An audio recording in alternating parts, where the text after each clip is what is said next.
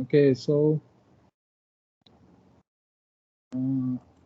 today we'll talk about Gaussian distribution, and we'll begin with that. So, Gaussian distribution. So basically, what we are doing is we are talking about specific probability density functions, which occur in which are which are a part of the syllabus first of all, and it is believed that this kind of distributions occur frequently in real systems. So today, so this is the last PDF that we'll be discussing. So this is of course a PDF probability density function corresponding to a continuous random variable x, let's say capital X. So x is the random variable here, and we are talking about f of x, right? So f of x, that is what we are talking about. Now, okay, before I say Gaussian distribution, so let me tell you that it is a very widely used distribution in statistics, machine learning, in a lot of data analysis. Okay, in many areas, this occurs very frequently, and there are several reasons for that. So first of all, like one of the reasons I can say, like one of the reasons is like,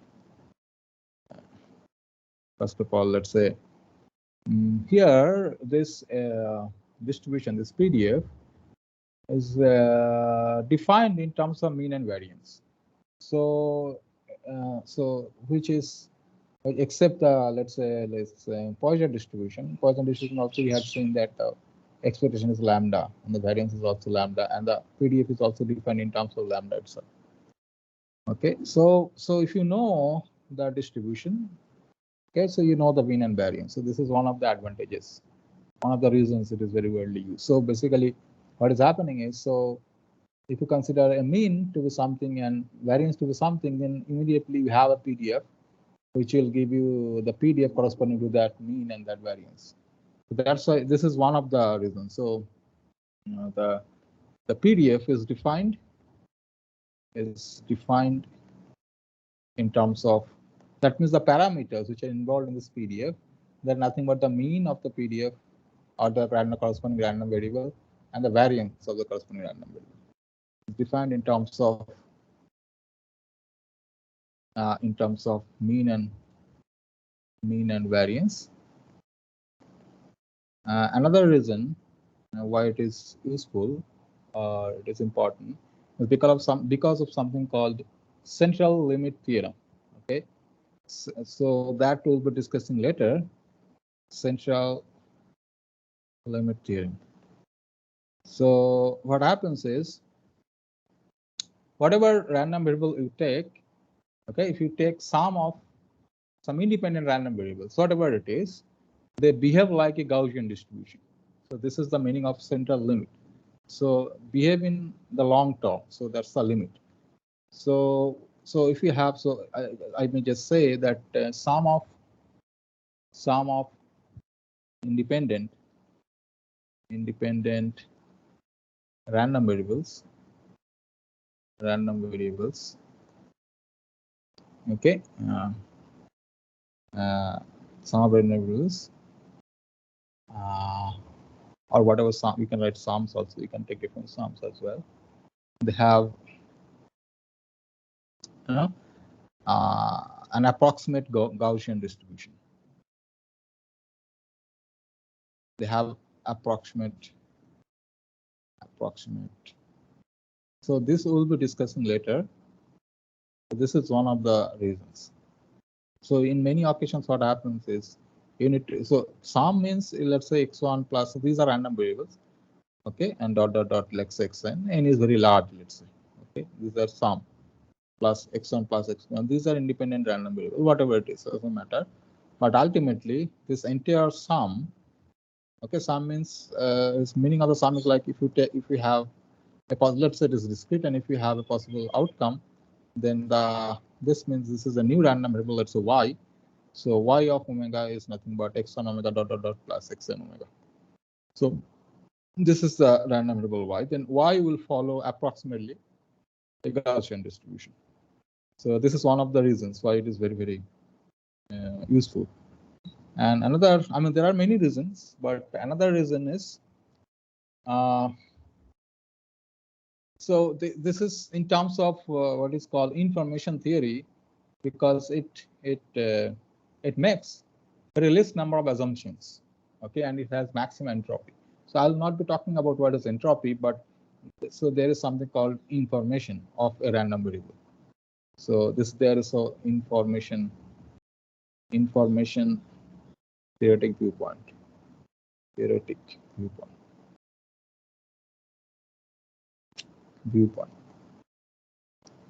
So because of that also it is very, very useful. Okay, let me just say these three. So these are the, okay, what is the information? Okay, so information of a random variable or information contained in a random variable, this can be defined in terms of the PDF of the random variable. And information measures something called how much uncertain the system is, or how much uncertain the outcomes are. Okay, so this is what is, there is a quantity. It can be quantified due to a person. I mean, due to the theory which is known as information theory, and this idea was given by Claude Shannon. So he's known as the father of information theory. So you can of course associate a number, okay, to measure amount of information which is there in a random variable, and that is measured in terms of, let's say, bits or something like that. Okay, so I'll not go into that, but yeah, so there is something called information that is associated with a random variable, and there is a use of Gaussian distribution. So that's what this is. That's why this is also very, very important. Okay, and historically, although this is known as a Gaussian distribution in the name of Gauss, but it was not invented by Gauss. In fact, historically, it is known that it was invented by Laplace. We have studied probably Laplace transformation. So Laplace, and it was discovered by Laplace when Gauss was like 6 years old. Okay. In fact, it is also historically true that it was even invented before Laplace. Okay, so but anyway, so it was not invented by Gauss, but we call it a Gaussian distribution because he had popularized the use of this distribution in the 1800s. Okay, so it is invented by him, invented by Laplace. Okay, but we call it Gaussian in the name of Gauss because he popularized. Okay, popularized this around, let's say, 1800. So that's how we call it. People call it a Gaussian distribution, and some people also call this a normal distribution. Okay, this is also known as a normal distribution. I must say here, normal distribution. And there is nothing like normal. It is not let's say an English word, normal. Okay, not in that sense. I mean, it is not like it is normal and all the other distributions are abnormal. It is not like that. Okay, there is a context. Okay, and the context is when you study linear regression theory. So there is a course on regression analysis. Probably you will study that. So that's an advanced course. So in regression, what happens is you need to solve some kind of optimization problem, let's say, and there will be an equation which is called normal equation. Okay, so there will be a matrix equation which is called normal equation. Normal equation, and this distribution has a relation to this normal equations which arise in linear regression theory. Linear regression. And that's this normal, what comes from there, due to that normal equation. Okay, this is normal equation. That's why it is called also a normal distribution. Okay, this is also known as normal distribution. So yeah, and this in the context of normal equation in linear regression. Okay. So now let me define what is called PDF. Okay, The PDF is given as this, that fx is equal to 1 by sigma square root of 2 pi e to the power minus half, and then x minus mu by sigma. This is mu. X minus mu by sigma whole square. And x could be anything, any real number. So it could be any real number. And mu and sigma, so they are any finite numbers. So mu is bigger than minus infinity to less than infinity, so mu is finite. And sigma square is also finite, but we always assume that it's bigger than 0. If it is not bigger than 0, so there will be no spread. Okay, spread is because this sigma square, like the variance measures the spread of the distribution, right? So these are arbitrary. So we'll also assume that sigma square is positive. So these are arbitrary. You can pick any numbers. Okay, mu could be any positive or negative, and sigma square is always positive, finite. There are arbitrary parameters. This is how it is defined. Parameters, and this is denoted as like x is any random variable x is distributed as n mu sigma square. This is how it is written. And this is the Gaussian distribution, and this is a nice. So since here we'll see that we'll prove actually that mu is the expectation of the random corresponding random variable, and sigma square will be the variance corresponding to the random variable. So if you know what mu is and what sigma square is, okay, then you can plot it. Let's say the mean, this is the mean. Let's say it is something like 4. This is mean. Any number you can assume. And let's say, let me draw what is called, let's say n41. n41, that means sigma square equal to 1 and n equal to 41. Then you can plot this curve, and this curve will have a bell shape. It will be like this. It will like, yeah, it will be like this. This is symmetry.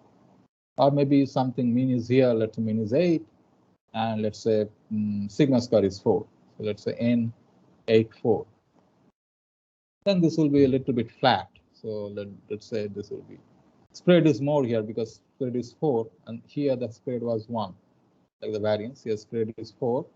So this will be a little bit spreaded than the other one. It will be like this. So this will look like, this will have a bell shape kind of thing. So this is what it looks like.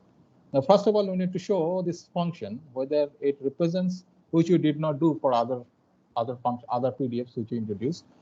But let me just prove that this always represents a probability density function, meaning the area under this is always 1 for any mu and sigma square. So that means what I am talking about is that minus infinity.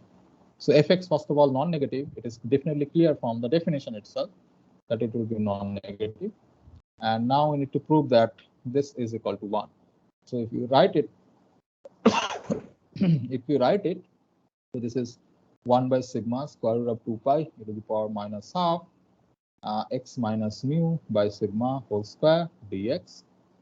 And then you can take this out, or you can write. So here we have seen in the picture, let's say, you can also find other reasons to do the same, to write the next line. But let's say this is kind of a symmetric thing.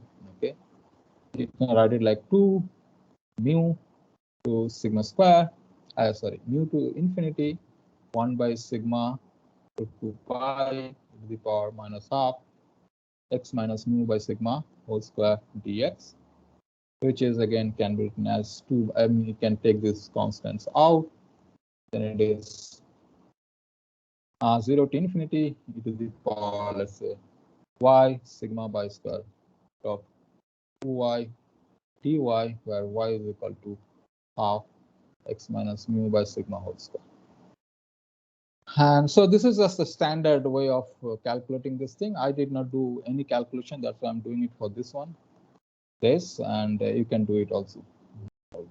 0 to this, and then you'll have 1 by square root of y square minus y dy, which will be equal to 1 by root 2 pi square root of pi gamma half, which will be equal to 1 by square root of pi times square root of pi, which is equal to 1. So this is the way to prove that the area under this curve is 1. So of course, it defines a PDF. Okay, and this let me also compute the MGF. I did not do for any of the PDFs which I defined earlier. So let me do it for this one. MT, this function, the moment generating function. This is expectation of e to the power tx. So this is then minus infinity to infinity, e to the power tx and fx dx. This is according to the definition of expectation. Then this will be minus infinity to infinity, e to the power tx into 1 by sigma square root of 2 pi e to the power minus half x minus mu by sigma whole square dx, which will be minus infinity to infinity. Okay, there is a trick here. That's why I'm doing it. It is this, and then 1 by sigma root 2 pi. And you write this to be equal to e to the power minus 1 by 2 sigma square. You take sigma square out, and then expand this. It is x square minus 2 mu x plus mu square dx. And the trick here is this is minus infinity to infinity, 1 by sigma square root of 2 pi e to the power minus 1 by 2 sigma square. And then here you write x square, compute the square. Basically, it is 2 mu x plus mu square minus 2 sigma square t.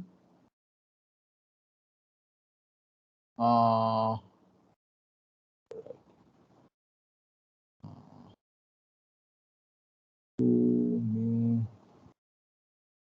and yeah, so 2 sigma square, 2 sigma square, t will go.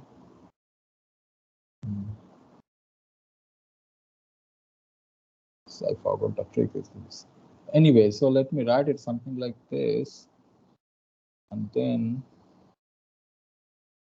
sigma square 2x. If I write it, then I will get this will get cancelled. So it is minus t. And then Sir, it should be plus 2 sigma square tx. Yeah. It should be plus 2 sigma square tx. Why? Because, sir, there already a minus outside the bracket, sir.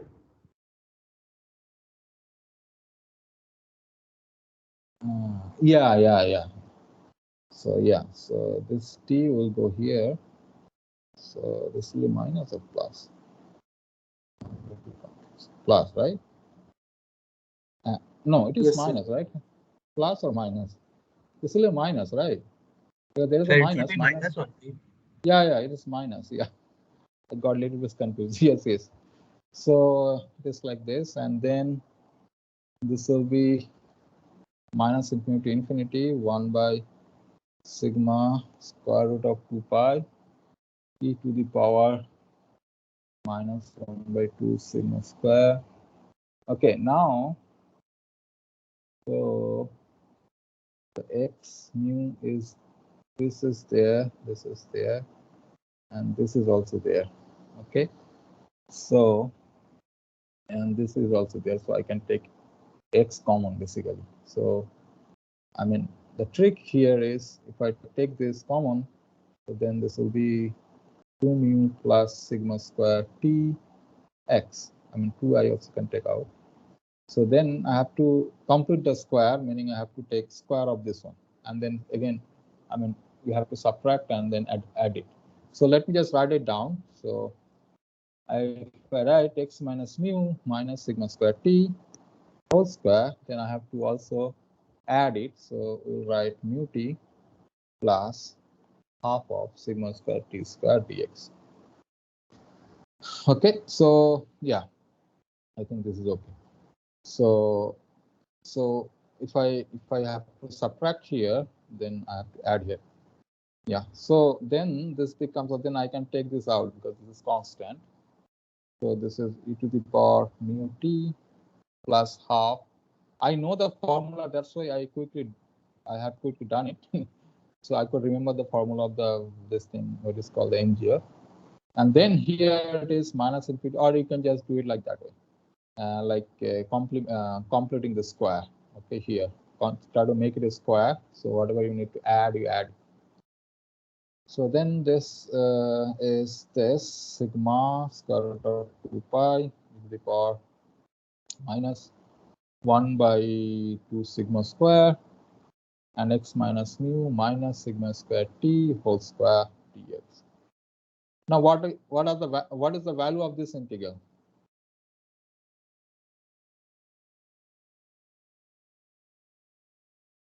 Now see here. Okay, I can write this like this, minus of this, plus of this. Okay. Now you see the formula for the PDF. It has the same form. Here instead of x minus mu by sigma, so you have this x minus mu plus sigma square by t. And then sigma, you can take this sigma here, so this will be divided by sigma. So basically, this integral, like this much, this function represents again a normal, I mean PDF, okay, PDF whose mu is this, I mean whose expectation is this, and variance is sigma. So this particular thing is again PDF of this, PDF of a normal distribution whose mean is mu plus sigma square t and variance is sigma, sigma square, variance is sigma square. So that means this entire thing, minus infinity into this, has to be equal to 1. So then this is e to the power mu t plus half sigma square t square. So this is my moment generating function. So if I know the moment generating function, then I know what is called the expectation. So expectation of x will be then what? Expectation will be what if this is the NGF? How do we get expectation of the random variable from the NGF?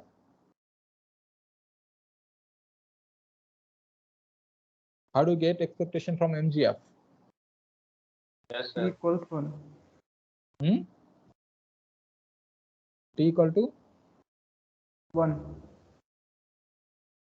T equal to 1.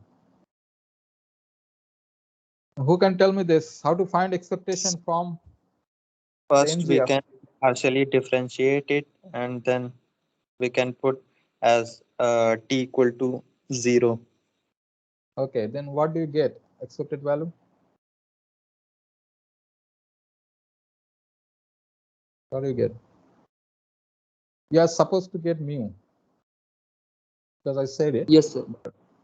Yeah, and you can say variance of x will be sigma square. You can also check. Okay, this is my MGF. This is my MGF, and this will be the expected value, and this is the variance. So that means the parameter. So this is homework. Okay, you can. I gave you the formula how to find out expected. I mean, all the moments you can find from the what is called from the MGF, right? So use that formula to check that the mean of this random variable, the random variable which corresponds to normal distribution or Gaussian distribution, is mu, the parameter mu itself, and the variance is sigma square, the parameter itself. So that means this one, this PDF or this normal distribution, this mu represents the mean here, and sigma represents sigma square represents the variance here. So that means when you are plotting the PDF, so for suppose you want to fix some mean and some variance, so that's why it is very, very useful actually. Why it is useful? Suppose you know, let's say the air, so you are computing something, okay, you are measuring something, you are writing any function for anything, okay, for anything in the world, but you know that that is not exactly this functional value, whatever it will give for some input. So function can always be treated as an association from input to output, right? This is from system theoretic point of view, that any function is nothing but and that represents a system for which an input as an output. Okay, but you know that there is some problem here. Suppose you precisely do not know what is the function. So for some input, you may get the output which is not the expected output, but the exact output, but the output plus some error. Okay, now suppose the output is fx, now plus some error term you have to write. Okay, so then what do you do? But you have an approximation in your mind that the error maybe will be from let's say error could be from, let's say, minus 0.11 to 0.11. Okay, something like that. Error will be like this. So then what you can do is you can randomize this entire thing. This will be inside this interval, but if you want to write this, then that will be a precise value. So then what you can do is you can randomize this by assuming that this is a random variable x, which is normally distributed with mean 0 and variance is like, let's say, 0.11. So you have, so you already know then, so you are randomizing your error with some mean, with some variance. That means you know that this is the range, okay, on which your error can vary. So that's why this is very, very useful, because the function, the PDF is itself defined in terms of mean and variance. So you can easily randomize this kind of a situation where you have some kind of a noise, some kind of an error, and this is the technique. I mean, this is always it is done. I mean, if you perform some kind of a research when you will be, let's say, if you work for some kind of a project, then if you want to model something, and then there will be some kind of an approximate value, which has to be approximate by some numbers, but not a single number, but a range of numbers. Then of course you can always consider this random variable, normal random variable, as an approximation for the error. So, and this is always done in theoretical analysis for all kinds of systems. So that's why also it is very, very useful.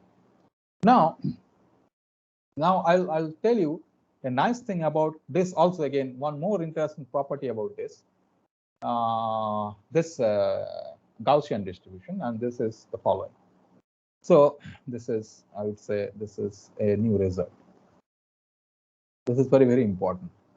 So what it says is, suppose x is normally distributed, okay, with mean mu and variance sigma square, suppose, and then you define a new random variable. Okay, define a new random variable, which is, let's say, y, and you define this y as this, x minus mu by sigma. Now you can remember, like when I talked about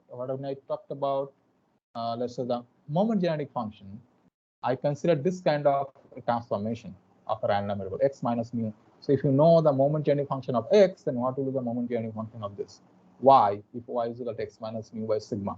So this is a translation, and this is scaling. It is scaled by, so this first order transformation give a translation to x, and then you must scale it with 1 by sigma.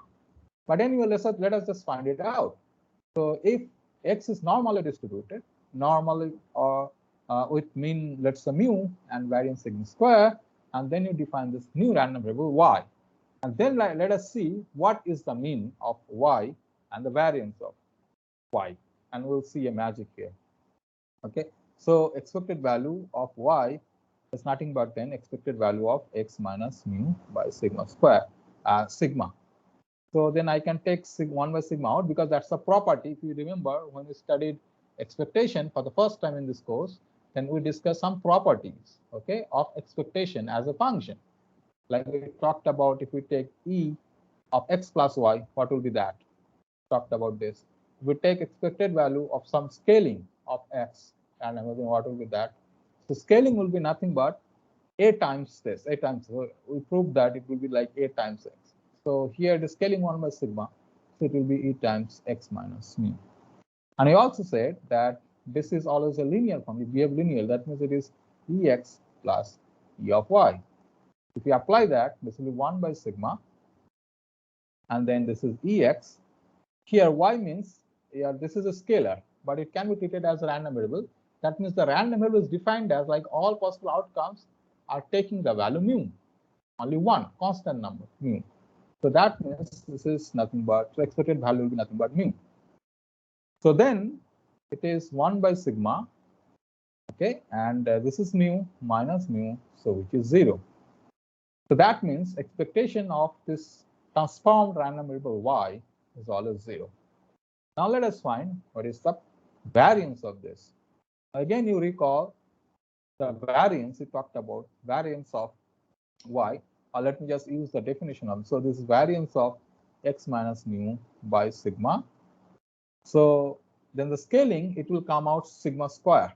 So it is 1 by sigma. We proved that. You can go back and see the lecture note.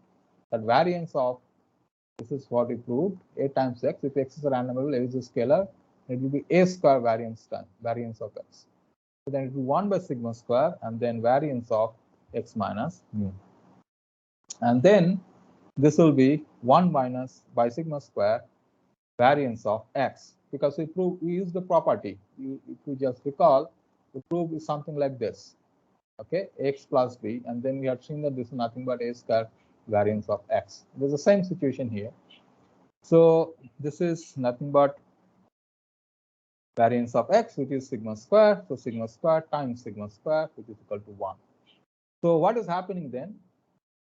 This is now a new random variable whose mean is 0 and variance is 1. Now I will introduce a definition here using this property. The definition is a normal or a Gaussian distribution, or let me write normal random variable. Sometimes a random variable which corresponds to Gaussian distribution is called normal random variable. And in different books, they follow different terminologies. So that's why I'm using this. Normal random variable. Okay. Then, okay, let x be a normal random variable. Then,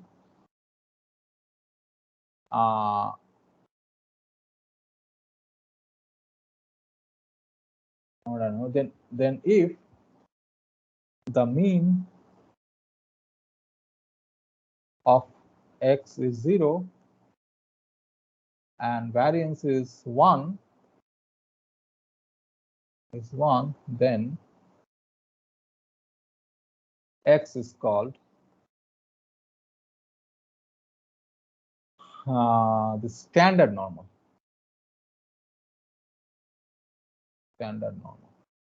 That means what is happening is, if you want to see the picture, if you have anything like, so suppose this is mu could be any number, then you have a normal distribution like this.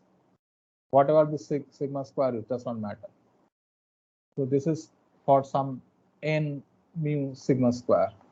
Then we can always find a new random variable, which is x minus. If this is corresponding to x, this curve is corresponding to x, then we can write x minus mu by sigma. This is a new random variable, which will be like this. Okay, this when let's say mu need not be 0, but suppose 0 is here, whatever it is. Suppose this is 0. So if this is 0, then it will be just like this. Okay, mu could be anything. So then we can have this. We can always transform this complicated, let's say, normal distribution to the standard normal distribution. And the transformation is nothing but x minus mu by sigma. And then we write this x to be equal to this standard normal distribution written as, this is distributed as n 0, 1. So mean is 0 and the variance is 1. And then if you write this, the PDF, then what is that? 1 by sigma times square root of 2 pi. So sigma is equal to 1, so it will be just square root of 2 pi. And e to the power, it was minus half times x minus mu by sigma whole square. But mu is equal to 0, sigma is equal to 1. So it's nothing but x square by 2 minus into less than x less than infinity. So this is the PDF. This is the PDF of standard normal. Then it is always a practice. So the thing is, suppose from the perspective of solving a problem, suppose I give you some x random variable and I ask you to find, suppose x is equal to 4 or 3. Suppose it is x is following hypergeometric or x is following some kind of some kind of gamma distribution or beta distribution. Okay. If it is, I would say, let's say it is less equal to something. Okay, if I talk about continuous, because for continuous, if I just have equality, it will always be 0. Okay, of course, for the case of discrete, I can always consider x equal to 3. So suppose I want to compute this, then the question is, what do I do? Okay, I always have to perform some kind of an integration, but there is a table. Okay, from the table itself, you can compute the value of this. Okay, so if you just search in Google, let's say if you just search in Google what is called statistical table, statistical table. Okay, so then it will always, yeah, this is, let's say this one, this is the table. Okay, so this, how to read this, this is an interesting thing. So this is what, okay, this is like the chi-square distribution. Okay, so in the left hand side, the first column, the left hand side, first column, 1, 2, 3, 4, like this. These are like the values of x, and the first row, like 0.990. So this particular value, like let's say the second column, the white column, second column, you can consider this as a matrix. Okay, the white part only is the matrix, and let's say the entry which comes to second row and the first column, which is, let's say, 0.020. So how to read this table is that the value of x at 2.990 is equal to 0.020. Okay, although this is chi-square distribution, but so this will be, there will be, these are the critical values, so this is different. But yeah, for example, here this is the normal. Okay, so normal table is this one. So here, the first row, you can see it is 0.00, 0.01, 0.02, and so on. This is the first row. And the first column, Z, the Z, okay, the first column, they are taking different values. Now, suppose I want to compute probability of capital Z here. If you see the picture, capital Z less equal to some small z. Okay. Now, let's say the small z, or the capital Z is, let's say, normal random variable. In fact, the standard normal, and small z is, let's say, just say 1.01. And what is the value? I have to go to 1, the first column. Oh, I cannot show you the first column. Okay, let's say x, that's the z value, small z value is minus 2.21. And what I have to do is, the small z value is written on the first column. You see, if it is minus 2.21, that means I have to go there where it is minus 2.2. Okay, minus 2.2. And then it is, since minus 2.21, then I have to go to the second column, because on the top of the second column it is written 0.01. So this 0.01, if you add it with this minus 2.2, then it will give you the corresponding value in the table. So this is the table. I mean, you can just search. So there are a lot of, for all distribution, there is a table. So now, so this is how it looks like. Now let me explain this, just writing it here. Okay, so what is happening is, so you have these values. Let's say this is x1, x2. This could be like 0.01, 0.02, something like that. These are given, x3 and dot dot dot, something like written here. And let's say here there are like y1, y2, y3, okay, and so on, so on. Let's say somehow it is y some k, and so on. Let's say this value is 1 and this value is 0.1. Now, if I want to find probability of the random variable for which this table corresponds. So let's say x less equal to 1.01. So then what I'll do is, this is 1, this is 0.01. Then I'll say this is the value. This is the value, because I will add this with this one. The value I get, that will be this one. So 1.01 probability of this, capital X less equal to this, will be this one, this particular value. Similarly, there must be something, let's say 5 point something, let's say 5.03, and to compute probability of X less equal to 5.03. 03, let's say 5.03. Then I have to go somewhere. There is a 5, so I have to go there. So this is my 5, and then it is 03. Let's say here it is 0.03. So that means I have to consider this column and this row. So there will be a value. That value is nothing but probability of capital X is equal to 5.03. So this is the way to read out the table. And there is no table for normal distribution. I mean, you can find, of course, but what we'll do is whenever there's a problem involving normal random variable or normal distribution, we'll always convert this problem into a standard normal problem and find its corresponding value.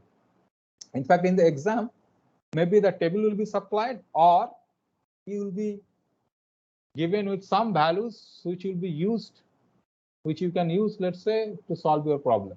Those numbers will be supplied to you.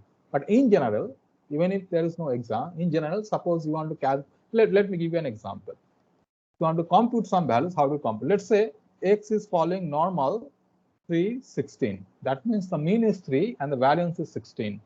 And suppose you want to compute probability of 4 less equal to X less equal to 8. What does this mean? This means when the X, so there is some 4, there is some 8. So, and there is a normal distribution around 3. So here is the normal distribution. There is a mean, and 16 means it is huge. So let's say this is my normal curve. Now what I want to find is the area from 4 to 8. I want to compute this area. Okay, this is my question. So what we'll do is we'll always convert this problem into a standard normal problem. How? So this can be written as P. Then 6, I know that 3 is the mean. So what I have to do, y is equal to x minus 3 by sigma. Here sigma square equal to 16. So sigma is positive, so I'll take 4.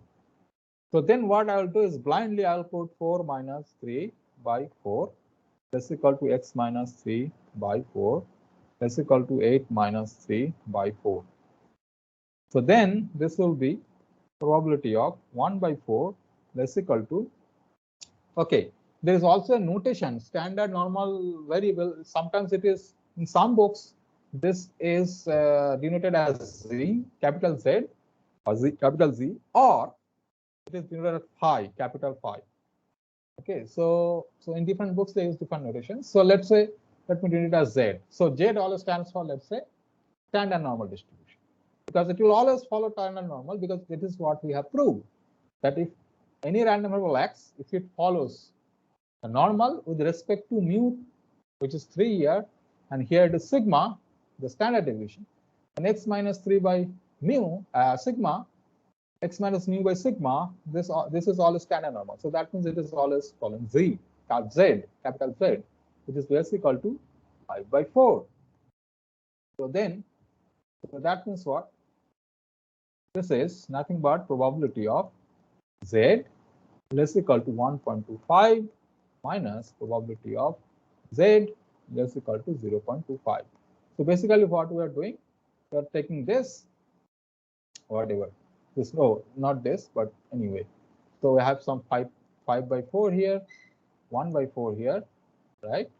So what we'll do is, so here is my standard normal, here let's say 0. So I have this standard normal here, okay, it's some 1. And then, so I am asked to compute this area, let's say, area under this. This is what the question is. So then this is nothing but Z less equal to 1. So this is equal to 1.25. And this is of course equal to 0.25.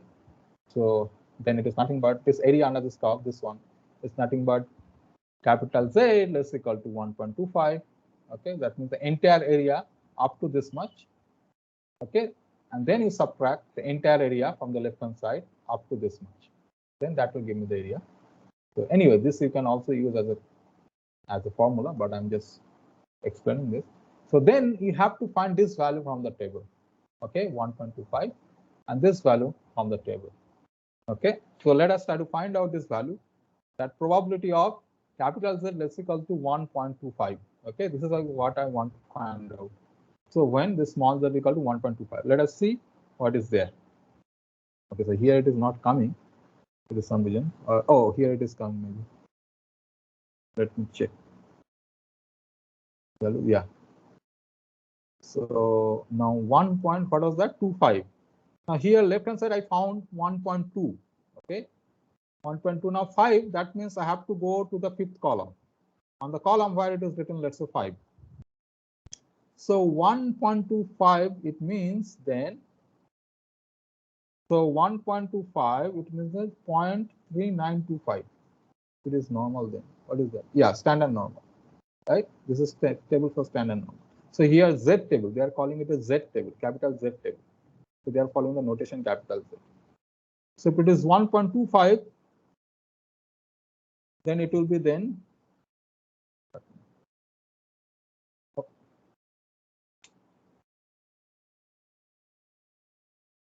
So it will be 0.3944.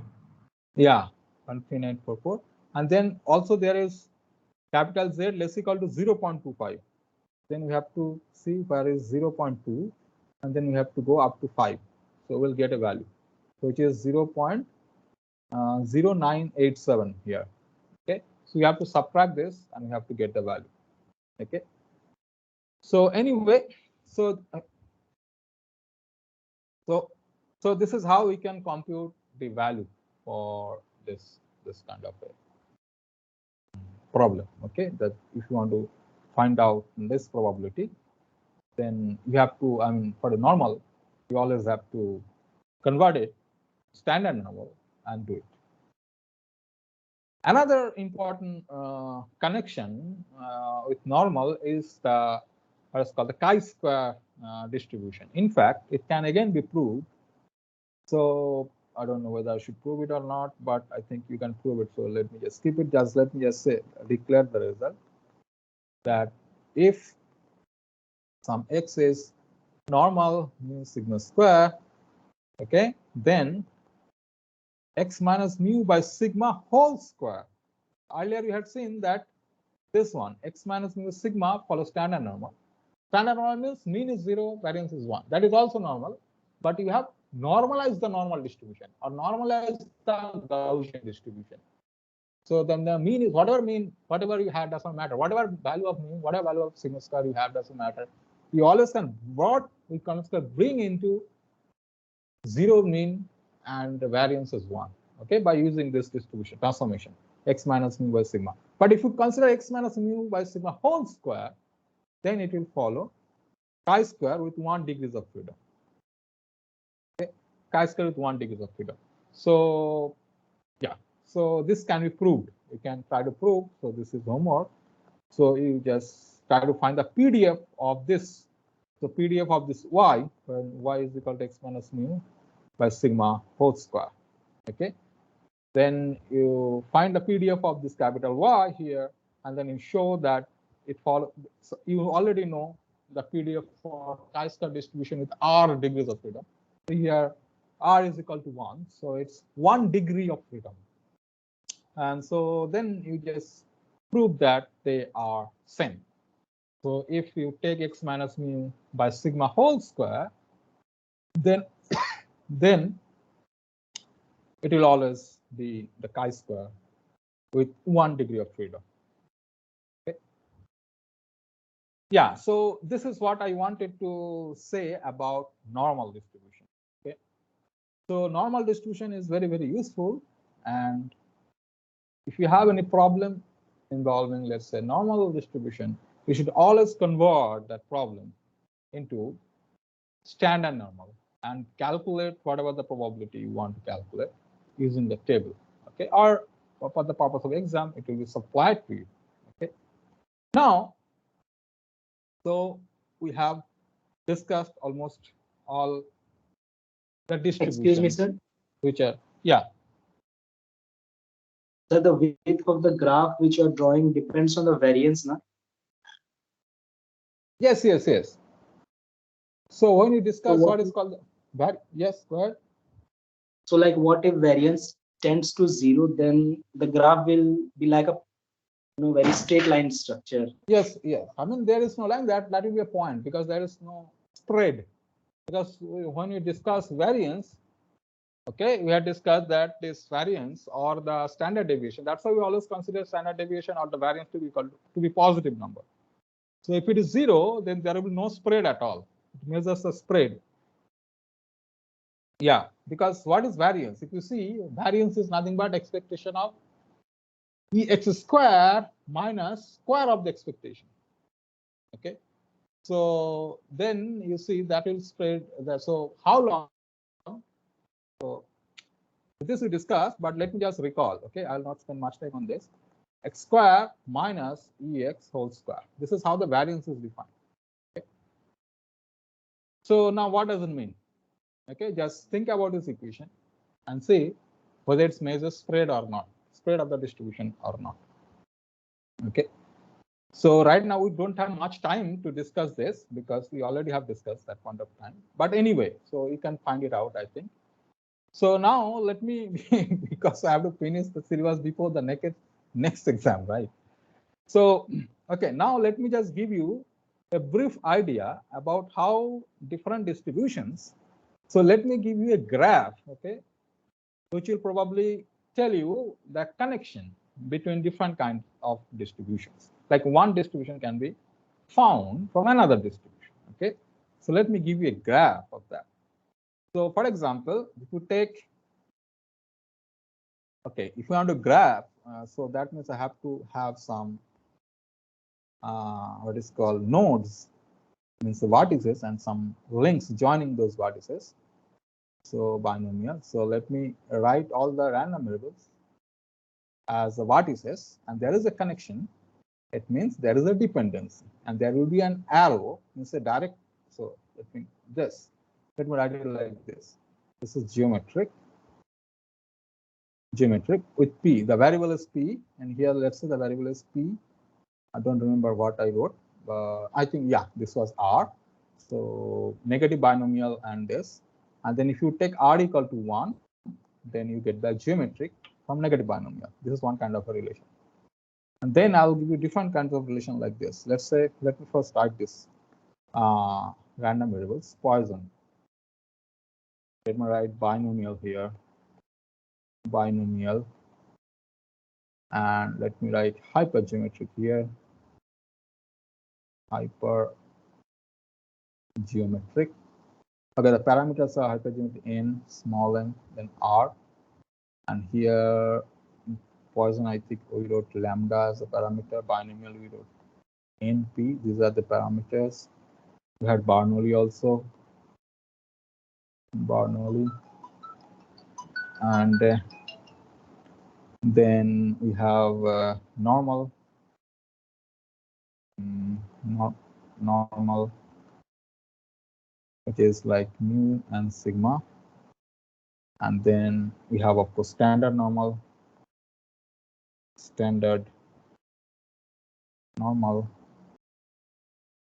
and then we have gamma.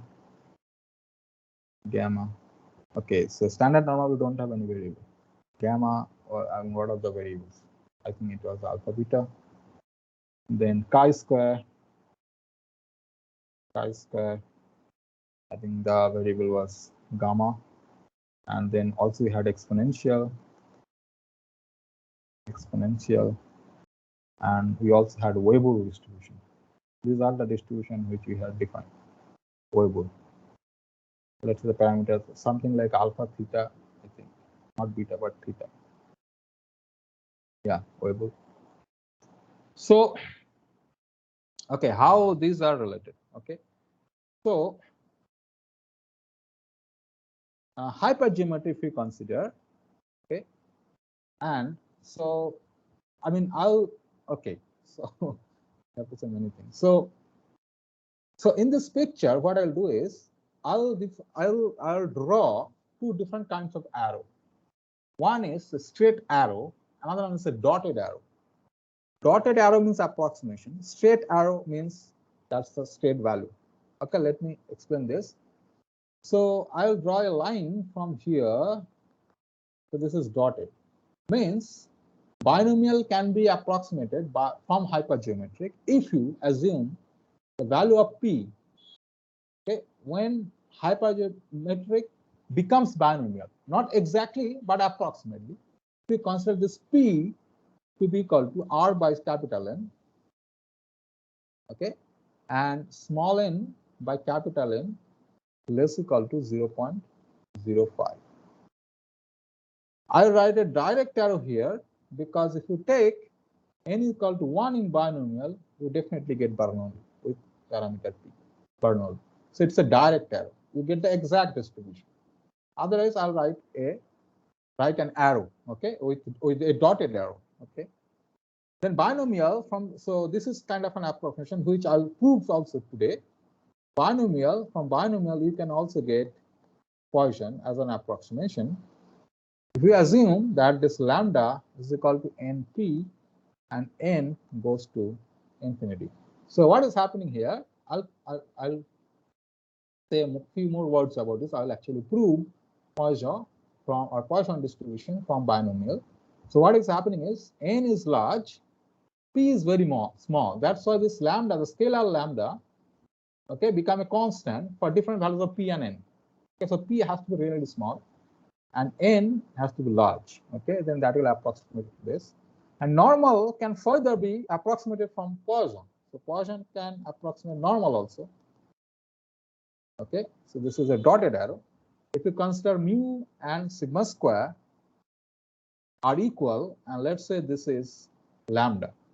So if you consider normal with mu is equal to sigma square, because we had seen in Poisson, so we had mean is equal to variance, and that was equal to lambda. So the Poisson, now you can feel what could be the curve PDF of Poisson, because it will look like normal. For normal, when this mu and sigma square both are equal in that case.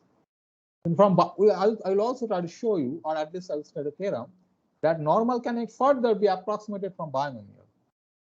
So normal again can be approximated through binomial. So then the question is, what is mu and what is the variance? Mu will be equal to np, n times p, and sigma square will be np times 1 minus p. And of course, this is for large value of n. Then it can be approximated. Then from normal, of course, you have a direct arrow because you directly get standard normal. And mu is if we put mu equal to 0 and sigma is equal to 1, then we have this. Or for mu value of when the mean is 0, sigma is equal to 1, we call it a standard normal. Again, normal can be obtained from gamma as well, or approximated by gamma as well. When mu is equal to alpha times beta, I forgot what the parameters were, but if it is, let's alpha theta, whatever, alpha beta, a shape parameter and one is the scaling parameter, and sigma square is equal to beta square. And if alpha is very, very large, then the normal can be approximated from gamma. Then I think also I talked about this, that the chi-square becomes a particular case of gamma when you have alpha is equal to gamma by 2 and beta is equal to 2.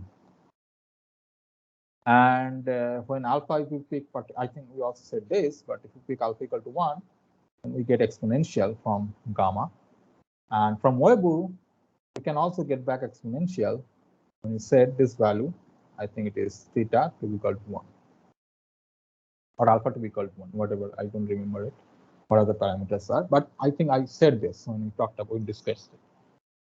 So this is the table where the vertices that represent the corresponding random variables, and the dotted arrow, okay, they represent the approximation of one random variable by another on PDF from another PDF. And when there is a straight arrow, not dotted arrow, it's a solid arrow, that means it is a particular case of the other one. Okay. So this is how these are different random variables are related. But let me just focus for the time being for the Poisson distribution. So we said that Poisson distribution can be approximated from binomial. Okay. Now first recall what is the Poisson distribution? Poisson distribution is like probability of x equal to lambda no, x equal to some x, small x, is nothing but lambda to the power x e to the power minus lambda by factorial x. Okay, and x equal to, I think, 0, 1, 2, and dot, dot, dot. Okay. Now, we'll show that this distribution, meaning this PDF, can be obtained as a limit of binomial distribution. When, what is binomial distribution? So this is for Poisson. This is for Poisson. And what is binomial? Okay, let me write the same k here so that there is no confusion. I think I don't remember. I think I denoted as x for all the cases. K, whatever. So k and binomial is, let's say, I think product of x equal to k is nck, right? Nck 2 to the power k 1 minus p to the power n minus k. Now what I'm saying is that this will be exactly equal to this one, or approximately equal to this one, when n is very, very large and np, n times p, there are two parameters here, binomial. This is a constant value, lambda. So constant value lambda, n is large, meaning what? N is going to infinity means n is very, very large. N could be 10 to the power 12, 10 to the power 26, and so on. That means p is become very, very small. Then only you get lambda times p times n to be approximately equal to a scalar, which is lambda, and that will be the parameter for the Poisson. Okay, so what is happening now? I mean, what does this mean? This I mean, there is always a meaning. Okay, whenever we are doing something in mathematics, there is always an underlying meaning. Because of something, we always do that. Okay, so now binomial does not come from sky. Binomial has precise physical interpretation. For example, we said it is nothing but a sequence of Bernoulli trials, right? So we have a sequence of Bernoulli trials, and then we measure number of successes. This is, let's say, n number of Bernoulli trials, and probability of success in each Bernoulli trial is, let's say, p. Now, what does it mean when I say n goes to infinity and np is equal to scalar? Meaning, let's say that I was giving an example other day. I was saying, like, okay, let us consider a situation like how many customers will visit during a day, let's say 9 a.m. to 9 p.m. in a shop. Okay. So then what we can do is possible we can divide the entire interval, okay, into different Bernoulli trials. So we can take this one, this one, this one, this one. And then we can, so if in this interval somebody comes, then I'll consider it as a success. If nobody comes, then I'll consider that as a failure. So then total number of successes means, let's say, total number of at least somebody has come. Okay. So then that can be interpreted as binomial. Now what I'm saying is n is going to be very, very large, very, very, I mean, n is approximately infinity, meaning I am dividing the entire time span. I'm considering that as a continuous timeline, like 9 a.m. to, and why continuous? Because I'm making it discretization, like I'm measuring too many times during this span, such that the gap between this consecutive time interval is very, very small. Now, then only I can have a situation when n is very, very large. So in this particular example, you see, so I have to consider time as continuous, but Poisson distribution is a discrete random variable. So I have to, I am considering time as like time as continuous, n is very, very large, and p has to be very, very close to 0. That means since I am dividing this intervals as very, very small time length interval, maybe 1 second, okay, maybe 2 seconds, maybe 10 seconds, okay, then the probability of some customer will visit during that span of time is very, very small. I mean, the same thing can be also explained in terms of another example. So how many accidents, okay, occur during a day, okay, on a particular route. On a particular route, let's say from one position to another position, how many accidents are occurring. So you can have a time span, then you can make the time as continuous, and you divide the entire time span with very, very few seconds, so that you have n, and you have this, you can achieve this, n goes to infinity because n is very, very large, and the probability of having the accident is very, very small. So if you do that, then what I'm saying is it gives me the Poisson. So now, even if Poisson does not have any meaning when I define this PDF, now it has a meaning. Now it has a meaning, means what? It is nothing but binomial, but time. So n is very, very large and probability is very, very small. So that means if I have to consider Bernoulli trials, then I have to consider Bernoulli trials infinitely many times or very, very large number of times. And the gap between this is, if I consider that as a time, then after one toss, when do you consider the next toss? When do you have the next toss? And so on. This gap is very, very small. Then I can reach to Poisson. Now Poisson has a meaning. Okay, so let me just prove this. So probability, so from binomial, what I have is probability of x equal to k. This is nck, so that means factorial n, factorial k, n minus k factorial, and then p is nothing but then from here it is p is equal to n by lambda. So it is or lambda by n, whatever it is.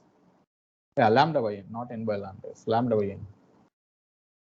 So lambda by n, lambda divided by n to the power k times 1 minus lambda divided by n to the power n minus k. So then this becomes, okay, I can take lambda comma, lambda k, because I want to show this one and to get back to this one, this particular formula. So I'm arranging the terms. So it is lambda to the power k divided by, let's say, factorial k. Then I have factorial n minus k factorial, then 1 by n to the power k. This n to the power k is coming here. And you have 1 minus lambda by n to the power n times 1 minus lambda by n to the power minus k. Right, I have this one. So then, see, if n goes to infinity, then lambda by, since lambda is a constant, lambda by n goes to 0. That means, okay, this is one thing. Second thing is factorial n by factorial n minus k times factorial as time n to the power k will also go to 1, because this is factorial n divided by n to the power k. So that will make this 2 goes to 1. And then we have 1 minus lambda by n to the power n, you know this formula. So this will go to e to the power minus lambda when n goes to infinity. And 1 minus lambda by n to the power minus k, this will also go to 1, because lambda by n will go to 0. So then if I put everything here when n goes to infinity, so then this is 1, lambda by n is 0. So this is, that's why you get this to be 1. So this particular value is 1. This is this entire value is 1, and this is e to the power minus lambda.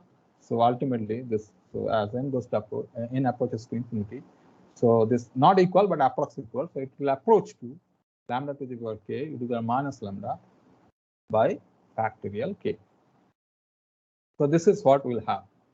So we have Poisson distribution from binomial distribution. Okay. So this is an important thing. And now I'll talk about what is called, I mean, you can draw now, since you have a proof of this, theoretical proof, then what you do is, as we said before, you fix, suppose you want to see how does binomial look like. So what you do is you fix n and fix p, and then try to increase n, the value of n, and decrease value of p such that n times p is a constant kind of a thing. Then you will plot, and then you will see the change in the diagram. How do you plot it? As I said before, you take some points, whatever the values are. Binomial means number of total number of successes. It could be 0, it could be 1, it could be 2, and so on. Then you will have some corresponding values like this, whatever it is. Then you draw this, okay, for different values, whatever the n value is. Let's say up to something, in equal, let's say 15 you took. and then try keep on increasing this n and see, then you'll gradually see that this will, this will take a shape, okay, which will be equal to Poisson. Like if you plot this curve, okay, for different value for some this value of lambda, okay, lambda means here n times p. So if you take that, then you will see that this curve and this curve will match, okay, when n is very, very large and n times p is equal to lambda. So this is proof of an approximation. For other approximation proofs, you can see. Let me explain one more approximation, like the normal distribution. This is again a nice thing. That normal, here we said, this normal again can be approximated through binomial. For value of mu should be equal to n times p, and sigma star should be n times p, 1 minus p times 1 minus p, and n should be very, very large. So you can do the same thing. Okay.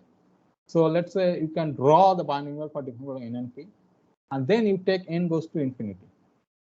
Okay, and then you see that, so that's why actually if these are equal, then this Poisson, this normal also can be approximated with Poisson because of lambda and mu, and you can see how lambda and mu are related.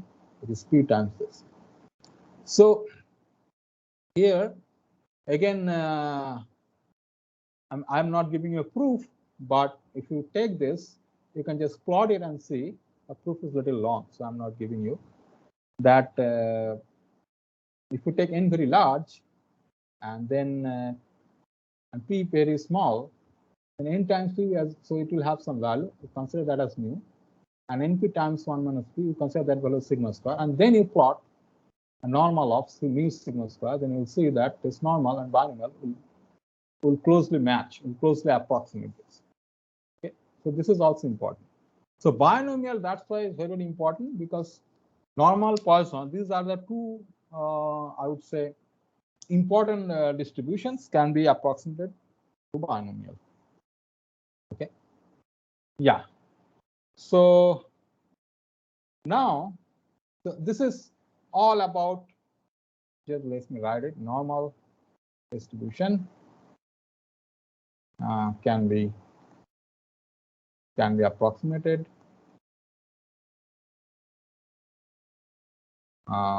with binomial. Okay, binomial distribution when mu is equal to n times p and sigma square equal to np times 1. This is also important. Okay, now how to do? So this is the end of the discussion about what is called specific distributions, like discrete. And we first considered what is called specific discrete distributions, and then we considered specific continuous distributions.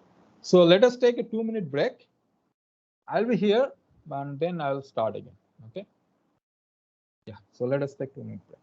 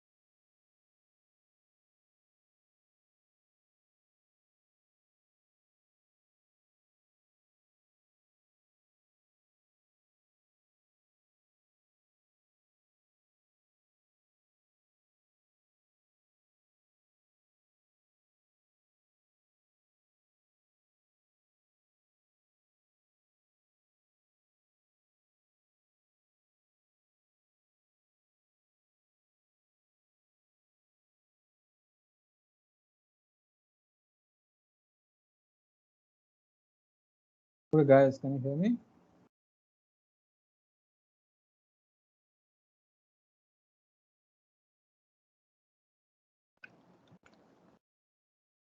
Is anybody there? Yes, sir. Yes. Okay, okay. So now what we'll do is we'll start a new topic. So this is kind of an application of a particular, because this application is a typical application. So this also arises when you consider analyzing different kind of systems. So that's why this is a part of the syllabus. And this topic is called reliability.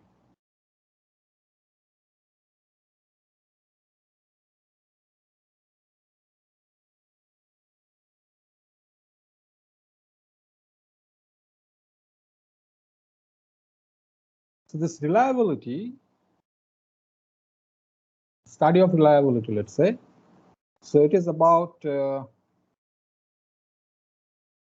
whether or not a system functions under different conditions, okay, for which it is designed.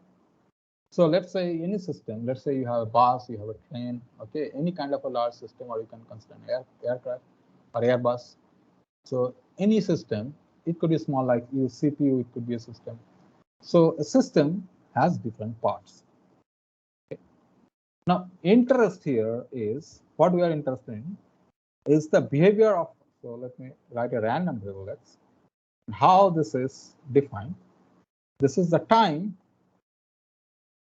this measures the time to failure, okay, of a system. That means if it is a part of a system, okay, and if that part breaks down, the entire system breaks down. This will not work. Okay, so it fails to operate. Okay, and this measures the time. Okay, the time, not time to failure, to fail. Okay, to failure of the system. And there are three functions, okay, which play roles, let's say, to access reliability. Okay, so there are three functions. There are three functions, okay, which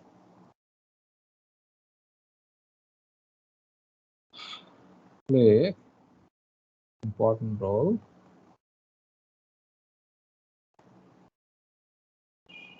to study the reliability of the system.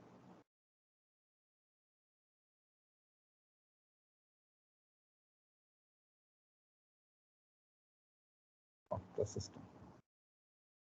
And these functions are known as the failure density,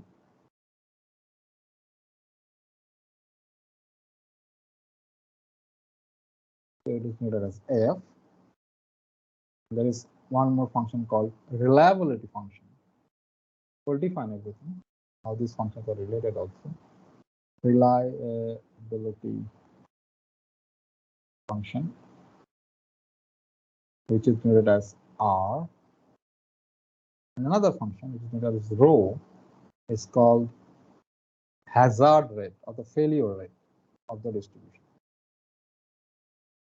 Failure rate. Sometimes called hazard. As rho. Now, to understand how these functions are defined, so let us assume that the system, so let us assume that the system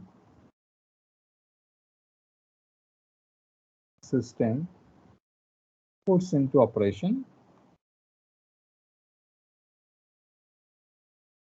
at time t equal to 0. At time t it is equal to 0.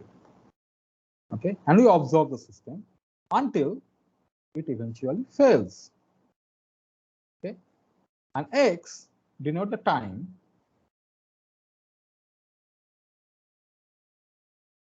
denotes the time of the failure. Okay. So first of all, since this function is a customer random variable is continuous, okay, and the domain is 0 to infinity because it starts at 0, okay, and time is continuous, and it can fail at any time, so the time is infinite, 0 to infinity. Okay. And the density of f, so the density function, the PDF of x is called the density function, failure density. Failure density.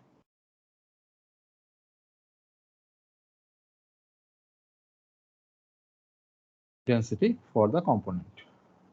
Because if any component fails, then the system fails to operate. Now, the reliability function. So the reliability function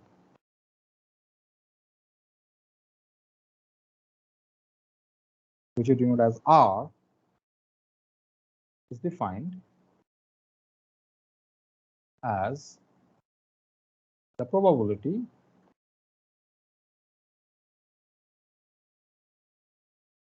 that the component will not fail before time t. What is the reliability function? This is the probability. It measures the probability that the component will not fail before time t. So that means if I write is RT, so this is 1 minus probability of that the component will fail before time t. Before time t. So that means this is 1 minus 0 to t fx dx. Because fx measures what is the PDF failure density of the component.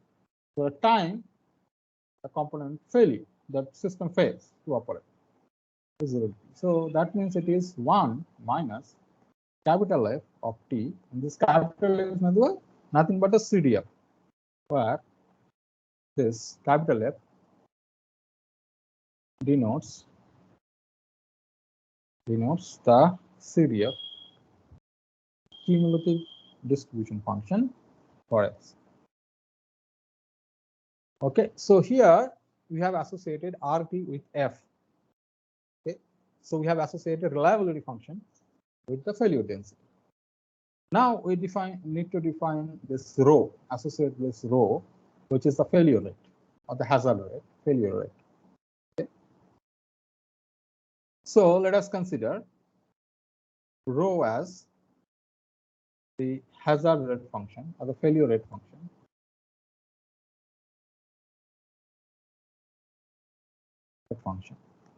Okay. And first consider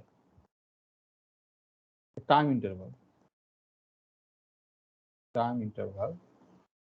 Let's say t to t plus some number, which is very small. Let's say t plus delta t.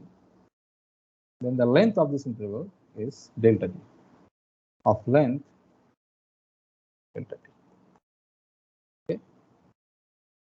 Then we define the hazard rate function, this rho, okay, over this interval. So then this will be what? Rho t, the hazard rate function, is nothing but limit of p. This fails between t to t plus delta t, given that x is bigger or equal to t. So time to fail is more than t. And what is the probability that it will fail between, so this is t Okay, and this is t plus some delta t. So what is the probability that it will fail between t to t plus delta t? Okay. Then you make this delta t to be very, very small. So then this can be written as limit delta t tends to 0. Okay, this times 1 by t. We have to divide this by delta t. We have to normalize this. Then this is nothing but probability of failure in t to t plus delta t divided by probability of failure in the entire region. So we are just defining the probability of failure in t to infinity times 1 by delta t. So then I see if I take just the numerator of this one, if I just take numerator, what I have is limit delta t tends to 0, probability of failure in t to t plus delta t divided by delta t. This will be limit delta t goes to 0 f of, so this is following the definition, f plus delta t minus f of t, because capital F is the cumulative density function. So the probability that it will fail less equal to time t plus delta t, the first term. This is less equal to t. So if you subtract this, this will be failing in terms of in the time t to t plus delta t divided by delta t. So then by definition, this is what this is. Yes. Sir, this limit, sir, why we divided by probability of failure in t to infinite? Yeah, because we do not know this, so we are considering that this will definitely fail. So then it will have, see, this is probability of t to t plus delta t given that x is bigger or equal to t. That means t to infinity, bigger to t. This is the definition of this conditional probability. It will fail after time t or just from t to infinity. Sir, like we have already given the condition that x is greater than t and less than t plus delta t. Then why there is need of like applying the condition that given that x is greater than equal to T means, yeah, that means that system will fail at least. Otherwise, the probability will be 0 if the system does not fail. So knowing that x will what? This is the, what is that? This denotes the time of the failure. So it will fail at time bigger or equal to t. If it would not fail, then it will not fail during t to t plus delta t, right? It has to fail after time t. Now we are calculating what is the probability that it will fail between time t to t plus delta t, but delta t is small. So we are trying to find out the failure rate. So whenever we are considering rate, then we have to take a very small time span, and then you have to see what is the probability that it will fail after time t in a small interval. So we take t plus delta t. Sir, means like it can only fail only one time, like it can fail only one time. Yeah. So if it fails, then it will not work. Yes. I mean, once it fails, then it will not work. I mean, it fails means it fails forever, let's say. So one time means it will fail. I mean, it will not fail twice, let's say, because if it fails, then it will not operate. So there is no chance that it will fail for the second time. It will fail at least. Any system will fail, right? I mean, if you consider the lifespan of the system. So then you have to see, you have to consider a ball, okay? So there is a mechanism, or let's say a fan, okay? Anything you consider, any artificial system you make, okay? So what is the probability that it will fail between some time t? Let's say it will work for, it will not fail, let's say, for next 7 days. There is a warranty or guarantee, whatever it is. After that, it will fail. So there is a possibility, there is a probability that it will fail. So the rate function is, failure rate is then divided by this times 1 by delta t. So then by definition, this is what? It's nothing but the derivative of f, capital F.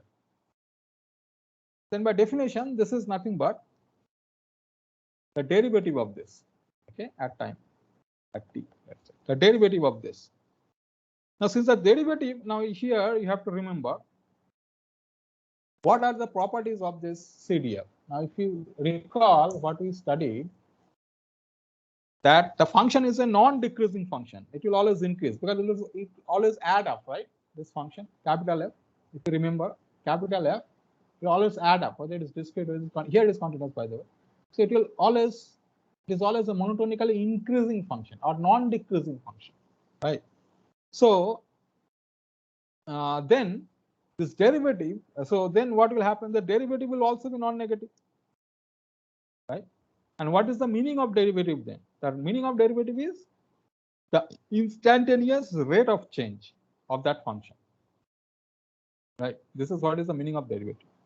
And since it cannot decrease, the derivative of this will also be non-negative because the function itself is non-negative. It will, the slope is always positive or non-negative at least. It cannot be negative because it will not.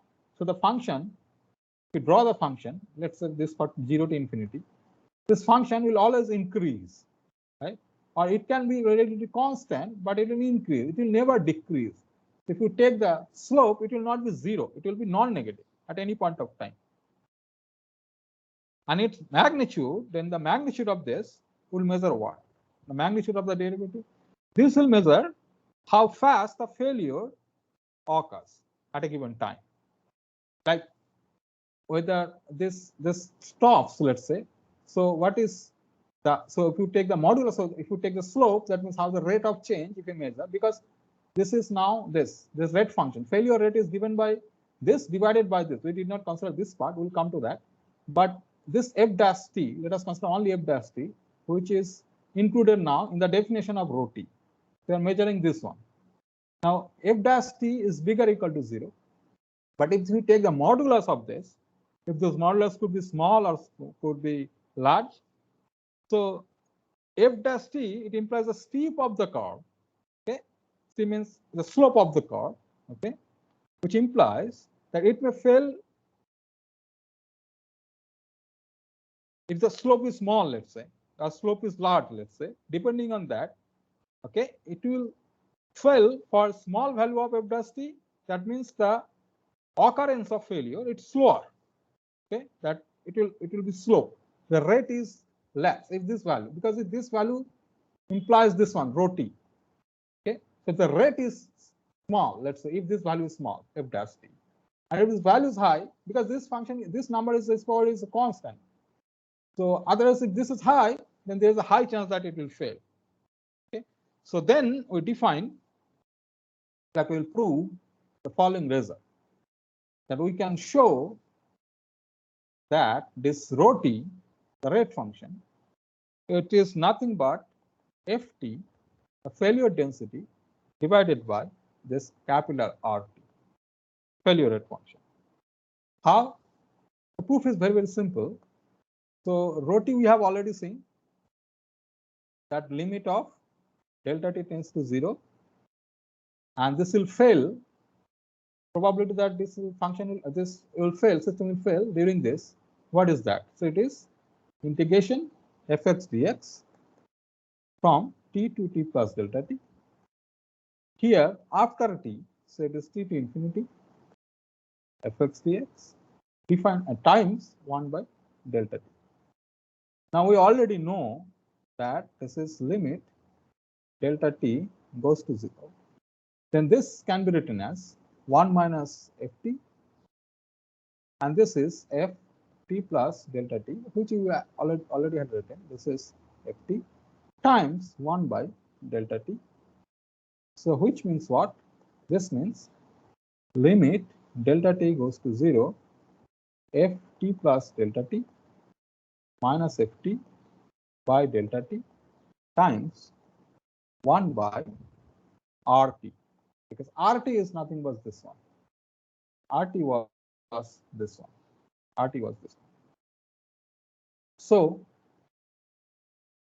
then what we have, this is f dash t by RT, but f dash meaning this is cumulative density distribution function. So derivative of that is the density function. So ft by RT. So these three functions, rho t, ft, and RT, capital RT, these are related by this equation. So this reference end was what? Rho t. The failure rate function is equal to failure density divided by capital RT. Now, I mean, for a practical purpose, what is the job? Most of the cases, you have to, I mean, you have some input. So suppose you're working for a company that produces something, some item, okay, and it has a longevity. So it has a lifespan, okay, and you are doing a reliability study. That means from the experimental data or the empirical evidence, you have to consider this kind of, you have to define this kind of functions which should be related like this. You have to define three functions, rho t, ft, RT, and they should be related like this. Okay. So this is how, I mean, in a practical purpose, this is how people create the functions from an empirical evidence. And in principle, there is a rule. So that is called a hazard rule. Okay. Hazard rule means what? If you are working for that company for that particular item, when you are having some data which about that particular item, then you have to create this kind of functions which are related like this. For that, in order to create these functions, you have to make some kind of assumptions about rho t, ft, and RT, and how then you have to see that how you can define this such that this will be related like this.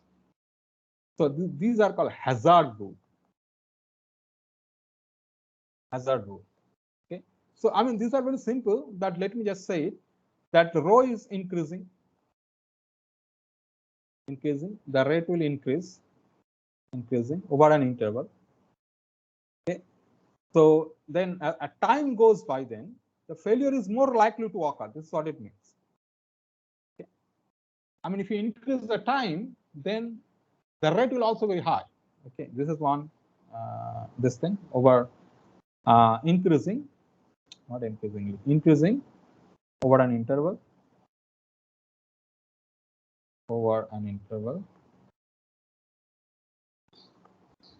Okay, if you consider rho is increasing over an interval, then as time goes, okay, the failure is more likely to occur.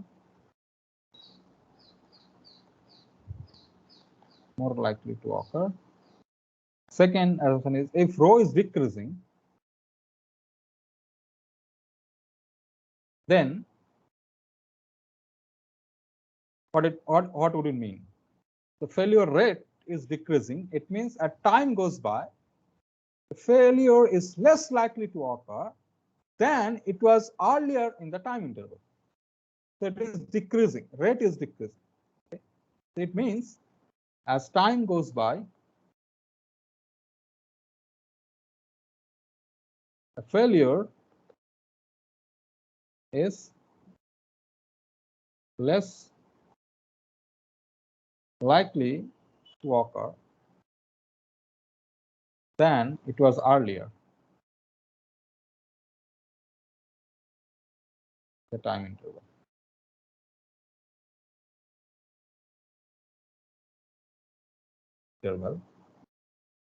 And if it is not increasing but decreasing, but it is steady, okay, then it means it is expected to over the useful lifespan of the component.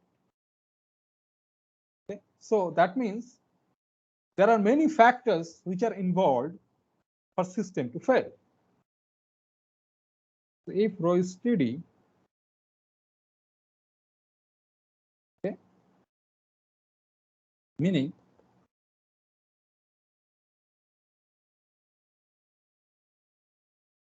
the system may fail, or the failure of the system.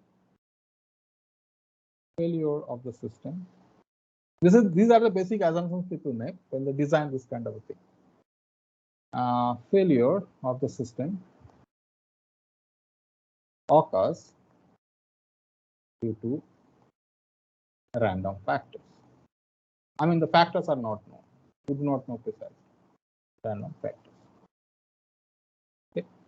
Now, what we'll do is, don't have much time, but let us prove one thing, that, and this is a result, how these functions are again related. If, so whatever I have, the x, the random variable, the density function this, the reliability function r, and the failure rate function rho, then we'll show that RT is the reliability function is nothing but e to the power minus 0 to t rho x dx, and ft is equal to, of course, rho t times RT. So why I am proving this one? If you can make a guess about one of these functions, either f or r or t, then you can find out the other one. So these three functions. These are related by this kind of an equation. Now, let us prove this. If this is not a very big proof, should I leave this because I'm running out of time? What should I do?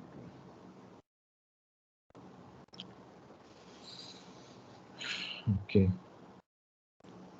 Okay, let me just prove it. Okay.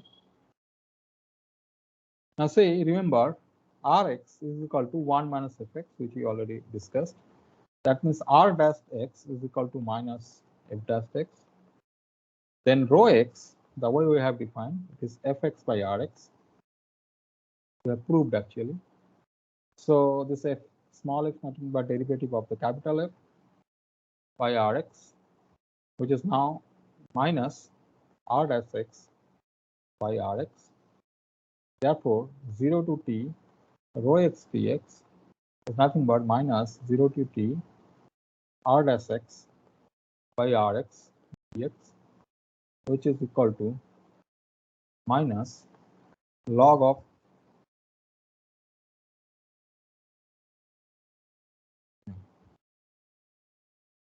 minus. Okay. So this will be minus log of RT minus log of R0, but R0 equal to 1 because the component will not fail before time because it starts at t equal to 0. Okay, so this is always 1. So log of 1 is 0. So therefore, this is equal to rho x is equal to log of RT minus log of RT. So that means exponential of minus 0 to t rho x dx is equal to e to the power log RT is equal to RT. Okay, and now I'll give you an example where people assume about this rate function. Okay, in different industries, people assume different kind of rate functions which has a particular model, and then how we'll see that this assumption will reduce us. It reduces to a known probability distribution. I mean the failure density. So this is one of the used, or let's say one of the popular choice for rho t is like this: some alpha times beta e to the power beta minus 1. This is the failure rate. So t is bigger than 0, alpha is bigger than 0, beta is bigger than 0. Can anybody tell me why this could be a choice for failure rate?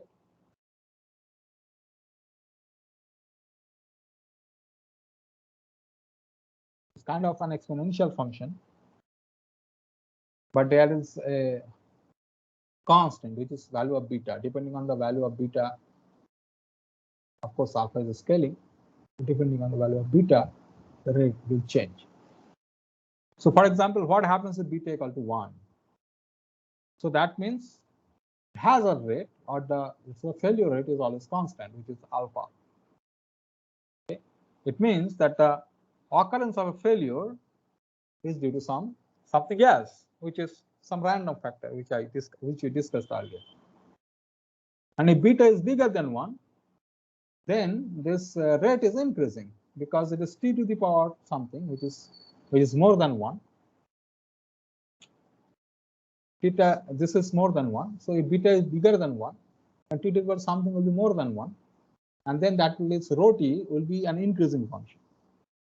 Okay? So failure rate will increase. And if beta is equal to beta is less than 1, positive or less than 1, that means the failure rate will be decreasing. So it will indicate what? It will indicate early failure. Okay. Now then, if you it involves for different values of alpha and beta. Okay, it models this kind of a function models a failure rate. Now, if this is a model for a failure rate, then what happens? My reliability function RT, the reliability function is then according to our formula. This is exponential exp of minus 0 to t rho x dx, but rho x is alpha times beta t to the power I have to write x to the power beta minus 1 dx. So it will be exponential of x to the power beta will be minus alpha x because beta will get cancelled, x to the power beta 0 to t, which will be t to the power minus alpha t to the power alpha, to the power beta minus 0 to the power beta, which is 0, which is e to the power minus alpha t to the power beta. Then what is my failure density? Failure density will be then rho t times RT, which is equal to what? This is alpha beta t to the power beta minus 1 to the power minus alpha t to the power beta. Now, can anybody tell me what is this distribution? We already have discussed. This is a specific distribution that we have discussed in this course. Can you recognize this distribution? PDF.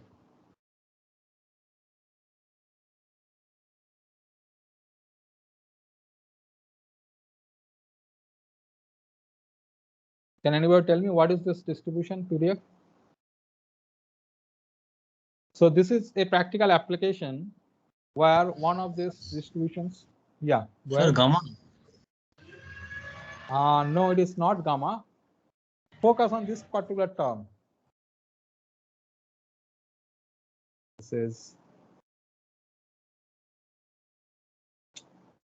is t to the power beta.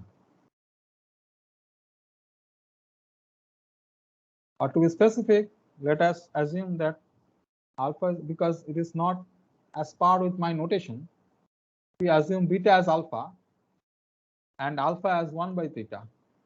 Okay. So if you put alpha, if you replace beta by the notation alpha and alpha you replace by 1 by theta, then it will follow direct formula of one of the distributions which I talked about. Just set alpha equal to 1 by theta and beta equal to alpha. So then it will look like 1 by theta, or let me write alpha by theta t to the power alpha minus 1 e to the power minus beta t to the power 1 by theta.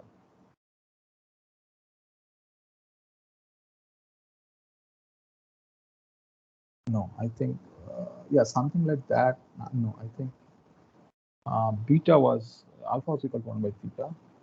And beta was, so it will be like this alpha by, I think t to the power Yeah, I think what I wrote is correct. This is what I denoted it. So this is a practical application, and this distribution you can check. This is the Weibull distribution. So this is a practical example where this kind of distribution will appear. We'll say a little more because tomorrow is the last day before we complete this third module. Okay, we'll try to finish this application part, and then I'll try to solve some problems involving different kinds of random variables. If you have any questions, please ask. We are running out of time.